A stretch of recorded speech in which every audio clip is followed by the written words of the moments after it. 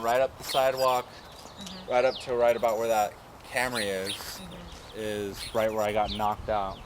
On Memorial Day, after an evening spent celebrating a friend's birthday in Seal Beach, Ryan Honeycutt was attacked by two white supremacists who beat him to the point of unconsciousness.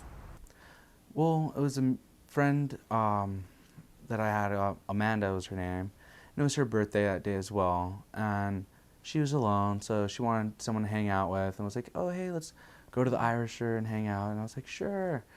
Beforehand, I got a haircut, then we went to the Irisher, hung out. Apparently, I left my lights on the vehicle. I don't even know why they were on in the first place. It was daytime, so I needed a jump. She called her friends, they came over, helped jump the car, and then we all just went to go hang out at her place afterwards. And, you know, everything seemed fine until I'd say the last quarter of the night. And, you know, all of a sudden came the question, oh, so by the way, what are you? And I said, oh, I'm half white, I'm half El Salvadorian. And then the reply was, what's El Salvadorian? What's that? I was like, oh, it's Central America, it's south of Guatemala. And then they said, oh, so you're basically a dirty effing Mexican. And I just kind of looked back at them, kind of just shocked. When I said that I was going to leave, they said, oh, all right, well, we'll join you outside for a cigarette. And I was just like, okay, whatever. Mr. Swanson and Mr. Gibbs lured Mr. Honeycutt out to an area near the house that this party was happening at. I was just on my way out to my car, and I remember them kind of dangling behind, and at that point I felt really nervous, and I was just like, oh man, something's about to go down. And before I knew it, right when that thought hit my mind, everything went black. The men, who both had white supremacist tattoos, punched him in the face and head and knocked him unconscious.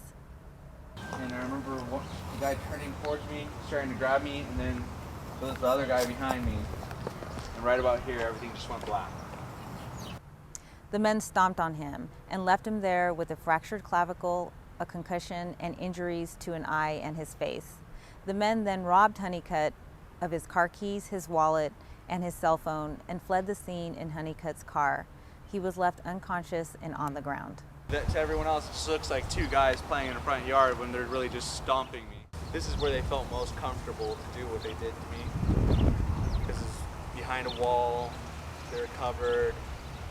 Mr. Honeycutt suffered serious great bodily injuries, including a concussion to the head, a fractured clavicle, lacerations to the head, and he also had some lasting ringing in his ears. So I woke up 2 hours later, more or less, and I thought I had the best sleep of my life. And when I stretched, I just hear a bunch of crackling throughout my clavicle, and I was surprised, so I touched my face, and then my face was just wet, and it felt like it was like 2 times the size of my head.